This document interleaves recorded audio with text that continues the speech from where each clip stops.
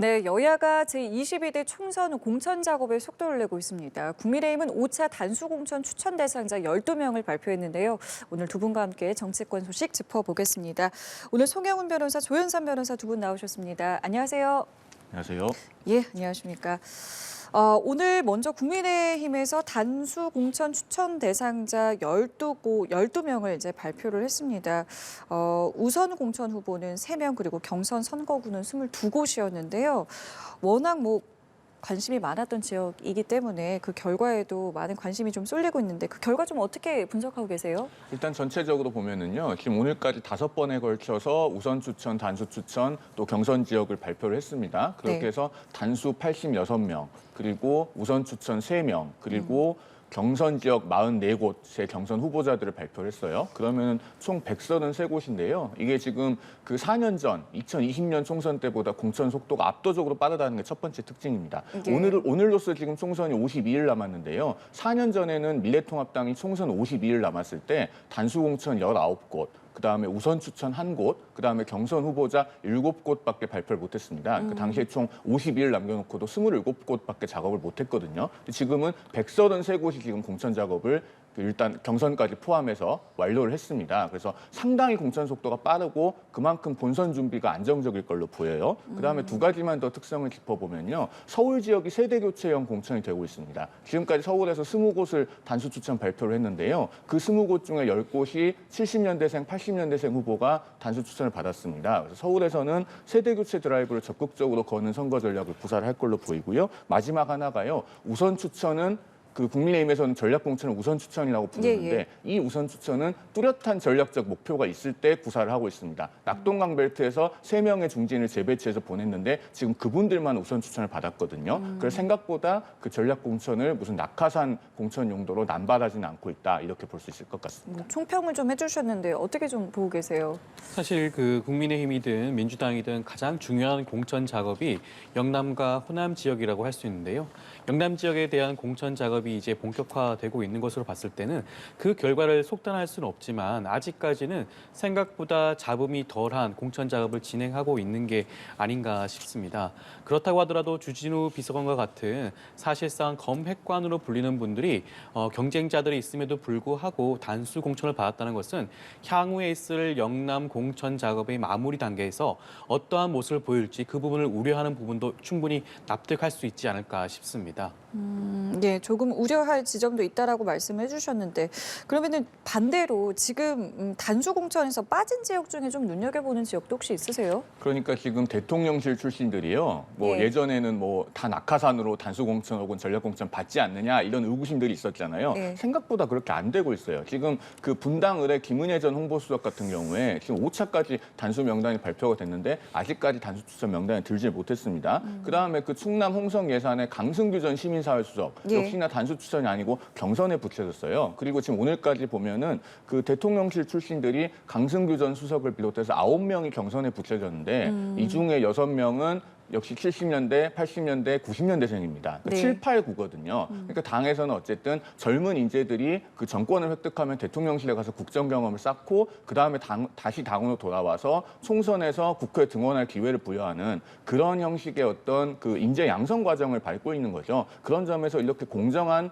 그 경선을 거쳐서 국회 입성할 기회를 부여하는 것은 정당하다고 보여지고요. 그다음에 조금 전에 이제 주진우 전 법률비서관 말씀하셔서 짧게만 보태면은 지금 대통령실 출신으로 단수 추천을 받은 분들은 89명 중에 딱 3명입니다. 예. 3.4%밖에 안 되는데요. 그중에 중랑을의 이승환 전 행정관은 중랑을이 국민의힘에서는 험지 중에 험지입니다. 그다음에 전희경 전 정무비서관 같은 경우도 의정부 갑인데 여기 있는 문희상 전 국회의장이 과거에 육선을 하셨던 역시 국민의힘의 험지 중에 험지거든요. 그러면은 주진우 전 법률비서관 딱 한 사람 받았는데 그걸 가지고 무슨 낙하산 공천, 용산 공천 이렇게 얘기할 수 있는지 저는 좀 의문입니다. 예, 용산 출신들이 어떻게 될 것이냐 이 부분 참 관심 포인트였는데 지금은 이제 현역 의원과 용산 출신들의 이제 경쟁을 좀 봐야 되는 이제 상황으로 좀 접어들고 있어요. 이 부분은 좀 어떻게 보고 계세요?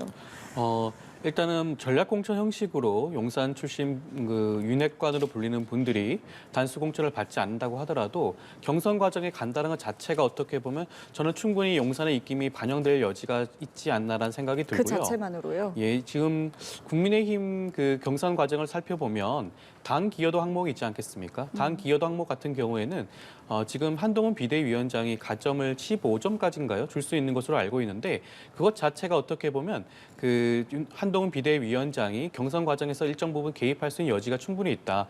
물론 그 정량적인 평가만으로 할 수 없는 게 공천 과정이라고 할 수 있겠지만 어찌 되었건 간에 현역 의원과 비교적 신인이라고 불릴 수 있는 용산 용액관 출신들의 대결에 있어서 용액관 측의 그 경선 과정에 유리한 고지를 선점할 수 있는 그러한 여건이 여전히 남아 있다. 그렇기 때문에 아직까지는 매끄럽게 진행되는 것으로 보이긴 하지만 추후에 용남 지역의 공천 과정이 마무리되었을 때 그때 평가를 해도 늦지 않을까 싶습니다. 알겠습니다. 근데 지금까지는 어쨌든 두 분께서 의견이 같은 부분이 좀 잡음이 상대적으로 좀 덜하다, 순조롭다 이 부분인데요. 뭐 앞으로 말씀하신 것처럼 조금 더 지켜보면 이 부분에서 좀 잡음이 좀 생길 수도 있겠습니까? 어떻게 보세요? 그 야당에서는 물론 잡음이 많이 있기를 바라실 걸로 생각이 되긴 합니다만요. 예. 크게 세 가지 점에서 공천 잡음이 가능성이 낮아 보이긴 해요. 첫 번째는요. 당의 어른이라고 할 수 있는 분들께서 일찌감치 승복을 하셨어요. 그러니까 김무성 전 대표, 또 김성태 전 의원 이런 분들이 어쨌든 승복을 하셨죠. 네. 대통령의 40년직이라고 하는 석동현 전 평통사무처장도 첫날 컷오프 됐는데 어쨌든 승복을 하셨습니다. 그리고 두 번째는요. 중진들이 지금 재배치되는 것을 결국엔 흔쾌히 수용을 했어요. 그러니까 5선의 서병수 의원, 또 경남지사까지 역임한 김태우 의원, 또 3선의 조혜진 의원, 결국은 본인의 지역구를 뒤로 하고 다 낙동강 벨트 최전선으로 가셨지 않습니까? 예. 그러면 이렇게 당의 어른들, 중진들이 수용을 하고 승복을 하는 마당에 다른 분들께서 반발을 하고 이의를 제기하기는 쉽지 않은 상황이다. 그렇게 말씀을 드릴 수 있고요. 그다음에 세 번째가요. 오늘 지금 영남 지역에 18곳이 경선 지역 발표가 났는데 18곳 중에 그 남해 사천 하동 여기는 하영재 의원이 정치자금법 위반으로 탈당을 한 곳입니다. 여기 빼고 나머지 17곳에서요. 다 현역 의원들이 어쨌든 경선에는 들어갔어요. 그 얘기는 뭐냐면은 경선할 기회는 줄 테니까 그러면 지역 주민들로부터 공정하게 평가를 받아보라는 것입니다. 그렇게 해서 경선해가지고 만약에 안 되면은 그분들이 지역 주민들 탓을 할 수 있겠습니까? 그런 점에서 제가 봤을 때는 그 잡음의 가능성은 낮다 이렇게 보고 있습니다. 세 가지 이유를 말씀하셨는데 뭐 어떤 부분들 좀 눈여겨보고 계세요? 저는 국민의힘이 지난번에 있었던 박근혜 정부 때 있었던 옥새 파동 그 사건에 대해서 어떻게 보면 큰 해결책을 찾은 게 아닌가 싶습니다. 이번 총선을 앞두고 윤석열 대통령이 사실상 그 한동훈 비대위원장을 낙점하다시피 해서 사실상 당 자체를 윤석열 대통령의 입김이 강하게 들어갈 수밖에 없는 그런 구조로 만든 게 아닌가 싶고 그러다 보니 공천 과정에서 잡음이 비교적 적지 않나 싶고 그리고 과거와 달리 아직까지 윤석열 대통령의 임기가 3년가량 남아있지 않겠습니까? 그 살아있는 권력에 대해서 아직까지 그 국민의힘 내부에서 불협화음이 최소화되는 분위기가 아닌가 싶습니다. 그리고 사실 공천 과정에서 배제된다고 하더라도 아직까지 3년가량 남아있는 정부 관련 각종 자리가 있지 않겠습니까? 그 부분에 대한 배려도 충분히 있지 않을까 싶고 이러한 여러 가지 과정을 거쳐서 아직까지는 공천 과정에서 잡음이 최소화되는 게 아닌가 싶습니다. 알겠습니다. 자, 이번엔 민주당 이야기도 넘어가 볼게요. 아까 국민의힘의 어떤 이 공천 속도를 과거와 비교했을 때 상당히 이제 빠르다고 이제 분석을 해주셨는데 지금 민주당에서는 속도가 굉장히 좀 더딘 게 아니냐 이제 반대로 이런 분석들이 좀 나오고 있어요. 어떻게 좀 보고 계세요? 저는 민주당이 국민의힘과 같이 차기 총선을 대비하기 위해서 예. 공천 과정을 조금 더 속도를 내는 게 타당하지 않나라는 생각을 하고 있는데요. 빨리 공천 과정이 마무리되어야지 지역 내에서 선거를 제대로 준비할 수가 있고요. 그 과정에서 생겼던 불협화음도 최소화시켜서 총선에 임할 수가 있다고 할 수 있는데 아무래도 민주당 내에서 현역 의원들이 굉장히 많은 상황 아니겠습니까? 그리고 뭐 친명과 비명 간의 갈등이라는 그런 해묵은 논쟁까지 있다 보니까 아무래도 공천 과정이 다소 더디게 진행된다고 할 수가 있겠는데 그렇다고 하더라도 가능한 한 최대한 빨리 공천 과정을 마무리할 수 있는 지역도 꽤 많이 남아 있음에도 불구하고 결정을 늦추는 것은 사실 차기 총선의 선거 결과를 쉽게 예단하지 못하는 그런 문제를 야기하지 않을까 싶습니다. 전략일까요? 뭐 국민의힘이 어떤 인물 내세우는지 보고 좀 하겠다 뭐 이런 걸까요? 어떻게 좀 보고 계세요? 저는 이게요. 지금 민주당의 이재명 대표가 갈등 조정 기능을 상당히 상실한 것이 아닌가 그렇게 봅니다. 왜냐하면요. 임종석 전 의원의 공천 여부를 저희가 지금 거의 한 3주째 얘기하고 있어요. 그러면 이쯤 되면은 뭔가 결론이 나와야 되거든요. 예. 공천 안 한다. 또는 중성동갑이 아니고 다른 지역에 보낸다 또는 중성동갑에 그대로 공천한다 결론이 나야 되는데 어떤 결론도 안 난 상태에서 거의 한 3주째 이걸 가지고 민주당 내에서 공방을 하고 있습니다. 아까 조 변호사님께서 말씀하신 대로 이것은 민주당이 빨리 이 갈등의 조정을 서둘러야 돼요. 그래야지 총선을 정상적으로 치를 수 있을 것 같고요. 물론 이제 결정이 어렵긴 하죠. 왜냐하면 컷오프를 하면은 그것은 이제 민주당이 지금 이재명 대표가 친문 세력, 특히 또 문재인 전 대통령과 사실상 전면전을 벌이는 것과 다름이 없습니다. 그래서 부담이 있을 거고 다른 지역으로 보내자니 윤희숙 전 의원이 제기한 프레임, 그러니까 86 운동권 내 경제 전문가 이 프레임에 자신이 없어서 다른 데로 보낸다는 인상을 주거든요. 그리고 만약에 중성동갑에 그대로 나오면은 국민의힘에서 윤희숙 전 의원을 공천했을 때는 말 그대로 그런 맞대결이 성사가 되는 거예요. 그랬을 때는 정말로 86 운동권 청산론을 정조준할 수 있게 됩니다. 그래서 결정이 어렵겠지만 그래도 너무 지체되고 있죠. 민주당에서 네. 빨리 결정을 해야 된다고 봅니다. 근데 지금 말씀하신 것처럼 실제로 이제 민주당이 후보 경쟁력 여론조사를 돌렸는데 여기 임종석 전 비서실장이 중성동 갑에는 빠지고 송파갑에 들어갔다고 하더라고요. 지금 뭐를 고민하고 있는 거라고 보세요, 민주당 내에서? 그러니까 민주당 내에서는 지금 임종석 전 실장에게 상대적으로 당선 가능성이 있는 지역구는 공천하기 어렵고 험지에 가서 의석을 획득해 오거나 뭐 이렇게 해주기를 바라는 것 같기도 해요. 근데 그건 최종적으로 결정이 나와봐야 알 것 같고 그다음에 지금 임종석 전 의원 본인은 중성동갑 지역 주민들에게 다시는 실망을 드리지 않겠다고 어제 또 공개적으로 발언을 하지 않았습니까? 그런 점에서 봤을 때 절대 물러서지 않겠다는 의지를 보이고 있어요. 그런데 다른 지역의 여론조사를 돌리고 있고 사실 지금 이런 적합도 여론조사가 누구는 빼고 돌리고 누구는 넣고 돌리고 이것 때문에 민주당 내에서도 굉장히 논란이 많은 걸로 알고 있습니다. 그 부분을 어떻게 갈등을 지혜롭게 수습을 하느냐가 총선에서 민주당의 중요한 과제일 것 같습니다. 왜 빼고 넣었을까요? 총선을 앞두고 지역 내 적합도 조사는 예. 다양한 방향으로 충분히 진행되곤 했었죠. 이번 총선을 앞두고뿐만 아니라 과거에도 그래왔습니다. 어떠한 후보를 넣고 빼고는 당에서 충분히 판단하고 정할 수 있는 부분이고요. 임종석 전 실장을 빼고 여론조사가 돌아갔다고 하더라도 그런 경우도 있지만 포함해서 진행된 적합도 조사도 분명히 있었을 것입니다. 그와 같은 모든 데이터와 수치를 취합을 해서 당에서 판단할 수 있는 중요한 근거 자료로 삼기 위한 것이겠죠. 임종석 전 실장의 경우에는 사실 그 지난 정권에서 비서실장의 역할을 하였고 지금 현재 방금 말씀하신 것처럼 86세대를 대표하는 정치인으로 자칫 잘못하면 프레임에 갇힐 수 있는 그러한 위험성이 분명히 내재되어 있습니다. 그런 부분을 당에서는 고민을 하고 있는 것이라고 할 것이고요. 당장 이 지역에 공천을 주지 않는다고 하더라도 다른 지역에 충분히 공천을 줄 수가 있는 것이고 그리고 국민의힘과 마찬가지로 민주당도 중진 의원들이 험지를 출마한다라든가 아니면 자기의 기득권을 포기하는 그런 모습을 보여주는 게 차기 총선에서 국민들에게 감동을 줄 수 있고 국민의 눈높이에 맞는 그런 선거를 치를 수 있는 그러한 전략이 될 수도 있기 때문에 아마 당에서 그 부분을 고민하고 있는 게 아닌가 싶습니다. 그 부분이 가능성도 있다고 보세요? 그것은 사실 임종석 실장의 결단이 좀 필요한 부분이 아닌가 싶고요. 사실 당에서 어떠한 결정을 내릴지 아직까지 임종석 실장에 대해서 결정을 내리지 못한 것 자체가 이미 내부적으로는 조율 단계가 지난 게 아닌가 싶습니다. 그렇기 때문에 이 부분은 사실상 임종석 실장의 손에 결정에 주어진 게 아닌가 싶기도 합니다. 말씀하신 것처럼 이 경쟁력 여론조사라는 게 전략에 의해서 넣고 뺄 수는 있겠죠. 근데 이제 저희 연합뉴스 TV가 단독으로 좀 보도한 기사에 따르면요.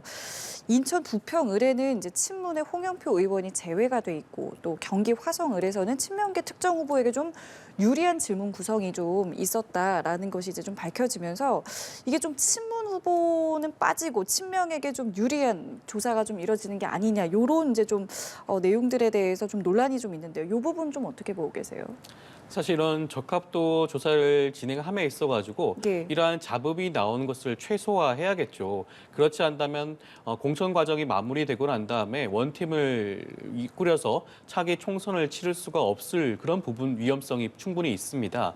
그럼에도 불구하고 사실 당 입장에서는 어떠한 특정 지역에 적합도 조사를 돌리는 것은 가장 유력한 국민의힘에 대한 대항마가 누구인지 그리고 3자 구도로 이루어졌을 때 어떠한 후보가 가장 좋을지를 판단하는 그 기준을 삼기 위해서 어떠한 후보를 넣거나 빼거나 할 수 있는 것이고요. 그리고 홍영표 의원 같은 경우에는 그 지역에서 사실상 굉장히 터줏대감으로서 역할을 충분히 하실 수 있는 그런 의원님이신데 과연 홍영표 의원을 배제하고 경선을 치르지 않고 단수 공천을 준다거나 그러지는 않을 것 같습니다. 당에서도 이러한저러한 여러 가지 사정을 검토를 하고 관련된 데이터 수출을 모으기 위한 하나의 작업이 아닐까 싶고 실제로 그런 여론조사가 있었다고 한다면 저는 그런 의미로 받아들여야 되지 않을까 싶습니다. 그 사실 여론조사를 한다는 게 이제 승리를 하기 위해서 가장 좋은 게 무엇이냐 이걸 좀 파악하기 위한 거잖아요. 그럼 이것도 전략으로 볼 수 있겠습니까? 글쎄요. 조사는 물론 여러 가지 돌릴 수도 있다고 봅니다. 그리고 홍영표 전 원내대표가 정말로 공천을 받을 것인가 못 받을 것인가 이 부분 또 봐야 되겠죠. 그래서 조 변호사님 말씀에 일정 부분 동의하는 점도 있는데요. 지금 민주당의 공천 갈등이 사실은 이것 외에도 특히나 호남 지역에 내려가면 대단히 심각합니다. 사실은 저희 패널들도 다 지금 서울이나 경기도에 살고 있고 하기 때문에 우리가 수도권 위주로 얘기를 하는 경향이 있는데 지금 호남 지역은 민주당이 이제 경선에 돌입을 하지 않았습니까? 그랬는데 지금 이틀 전에 그 광주 지역의 유력 언론인 무등일보가 일면 머릿 기사 제목을 뭐라고 뽑았냐면요. 친명 챙기고 비명 챙기기. 친명 챙기고 비명 내치기, 답정너 공천 노고라 이렇게 제목을 뽑았습니다. 답정너라고 하는 것은 답은 정해져 있고 너는 대답만 하면 된다라는 말의 줄임말이거든요. 지금 이런 걸 지역 언론에서 왜 심각하게 지적을 하고 있냐면요. 대표적으로 광주 광산을 같은 경우에 그 친명 핵심으로 알려진 민영배 의원하고 청와대 문재인 정부 청와대 행정관 출신 후보가 1대1로 지금 경선을 치르도록 돼 있습니다. 그런데 그 지역에서 경선 배제된 후보들이 지금 그 민영배 의원과 맞붙는 후보는 최하위권이고 나머지 후보들이 인위적으로 경선에서 배제됐다 이렇게 주장하면서 소위 상경투쟁이라고 하는 거를 시작을 한 상태예요. 이런 일들이 벌어지고 있기 때문에 호남 지역 유력 언론에서조차 그 친명을 챙기는 답정너 공천이다 이렇게 지적을 하고 있는 상황이어서요. 사실은 민주당 내부의 갈등은 지금 호남 지역이 심각한 상황이다 이런 말씀을 좀 드립니다. 알겠습니다. 민주당이 이 부분을 좀 어떻게 해결해 나갈지 저희가 좀 지켜봐야 되는 가운데 민주당에 7년 만에 이현주 의원이 돌아왔습니다. 앞으로 민주당 내에서 어떤 역할을 하게 될지 상당히 좀 궁금해지는데요. 이현주 의원은 사실 처음에 정치를 시작한 게 민주당이었죠. 그리고 탈당을 하고 무소속으로 있다가 현재 국민의힘에 몸을 담았던 이력이 있긴 합니다만 그동안 사실상 윤석열 정권에 대해서 가장 비판적인 목소리를 스피커 역할을 충분히 해왔던 분이기도 하죠. 그렇기 때문에 당에서는 그 필요성을 인지를 하고 이번에 새롭게 영입을 하게 됐다고 저는 보고요. 네. 그렇다고 하더라도 이현주 전 의원이 과거에 문재인 전 대통령을 상대로 내란 선동죄를 고발하였다든가 그런 비판 전력이 있기 때문에 그 부분에 대해서는 앞으로도 수차례에 걸쳐서 문재인 대통령을 지지하는 그 당내 분들을 대상으로 사과를 적극적으로 하는 것이 어떻게 보면 민주당 당원으로서의 그런 모습을 보여줄 수 있는 그런 게 아닌가 싶습니다. 일부 언론에서는 뭐 중구 성동구 갑 저희가 조금 전에 얘기했던 여기 뭐 전략공천 얘기까지 있던데 뭐 이번 총선에서 어떤 역할 좀 할 수 있을 거라고 보세요?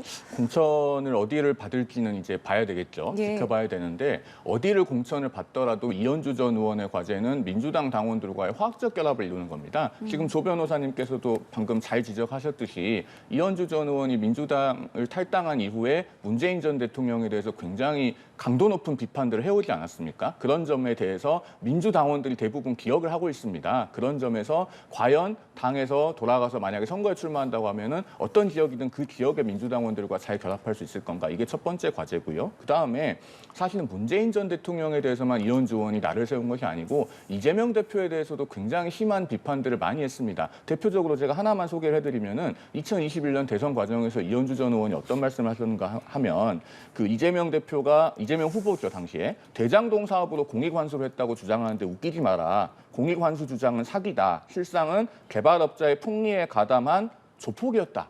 이런 아주 강도 높은 발언까지 하셨습니다. 제가 한 가지만 대표적으로 소개를 해드린 건데 이런 부분에 대해서 아마 민주당원들이 끊임없이 이현주 전 의원에 대한 질문이 있을 거예요. 이것에 대해서 뭔가 납득할 만한 답을 내놓지 못하면은 민주당 안에서의 당원들과의 유기적 결합 어려울 걸로 봅니다. 그렇기 때문에 이제 앞으로 어떻게 좀 모습을 보여주실 거냐, 뭐 보여줄 거냐, 뭐 아까는 사과를 좀 해야 된다라고 말씀을 해주셨는데 사실 이 영입에 대해서 이재명 대표가 좀 적극적으로 한 걸로 알려져 있고 어제도 상당히 좀 환영했다는 보도들 나오고 있잖아요. 근데 이재명 대표의 이 판단에 대해서는 개인적으로 좀 어떻게 생각하세요? 왜냐하면 이것이 지금 당 내의 어떤 내홍으로 불거지면 이재명 대표에게 그 화살이 간다라는 얘기가 있기 때문에요. 글쎄 이재명 대표 입장에서는 차기 총선을 앞두고 마이너스보다는 플러스의 정치가 총선 승리를 가져올 수 있지 않나라는 판단을 했기 때문에 이현주 전 의원과 같은 탈당을 했던 이력이 있는 전 의원에도 불구하고 영입을 한 게 아닌가 싶고요. 이현주 전 의원 같은 경우에는 어찌되었건 간에 그동안 윤석열 정부에 대해서 굉장히 비판적인 입장을 잘 견지해왔고 지금 현재 민주당 내에서 저격수로 불릴 만한 분들이 어떻게 보면 상대적으로 좀 비교적 적을 수 있다. 그러한 부족한 부분을 이현주 전 의원이 채울 수 있는 그러한 역할을 할 수 있지 않을까. 그러한 기대를 했다라고는 보여지긴 합니다. 그렇다고 하더라도 방금 말씀드렸듯이 이현주 전 의원이 가지고 있는 분명한 한계가 있습니다. 민주당원들의 아직까지 마음을 제대로 얻지 못한 그런 부분들이 있기 때문에 그러한 불협화음을 최소화하기 위해서 이현주 전 의원 스스로가 나서야 되지 않을까 싶습니다. 예. 자, 그리고 녹색 정의당 같은 경우에는 오늘 기자회견을 열고 지금 이제 민주당이 주도하는 비례연합정당에 참여하지 않겠다. 이 부분을 이제 만장일치로 정했다고 이제 밝혔습니다. 다만 지역구 내에서 이제 어떤 뭐 연대 전략을 좀 집중하겠다. 이렇게 밝혔고 민주당 내에서도 그럼 협의를 좀 해보자라고 이제 이야기를 했는데요. 뭐 어떤 모습들을 저희가 좀 기대해 볼 수 있겠습니까? 녹색 정의당 입장에서는 당 내에서 아마 분명 민주당과의 그런 통합형 비례정당에 대한 합류라든가 여러 가지 선거 연대에 대해서 아무래도 갈등이 분명히 있었고 그 결과적으로는 합류하지 않는 것으로 결정이 난 것으로 보이는데요. 그렇다고 하더라도 다음 총선은 윤석열 정권 심판에 대한 그러한 결정을 담보하는 그러한 선거이기 때문에 녹색 정의당 입장에서도 민주당과 어떠한 형식으로든지 선거 연대를 할 수밖에 없지 않을까 싶고 지역구 문제에 대해서 좀 신중하게 봐야 되지 않을까 싶습니다. 물론 지역구에서 출마하는 녹색 정의당 후보도 있겠지만 민주당도 마찬가지로 지금 지역구를 관리하고 출마를 준비하는 많은 후보들이 있죠. 그렇다고 한다면 적어도 지역구에 한정해서는 양 당에서 관련해서 여론조사를 통하여 적합한 후보가 누구인지를 판단하고 그 후보를 통합적인 후보로 내세우는 게 맞지 않나. 저는 개인적으로는 그런 판단을 하고 있고 아무래도 민주당 내부에서도 그런 입장이 강하지 않을까 싶습니다. 이 협의 과정에서 잡음이 생길 가능성은 없겠습니까?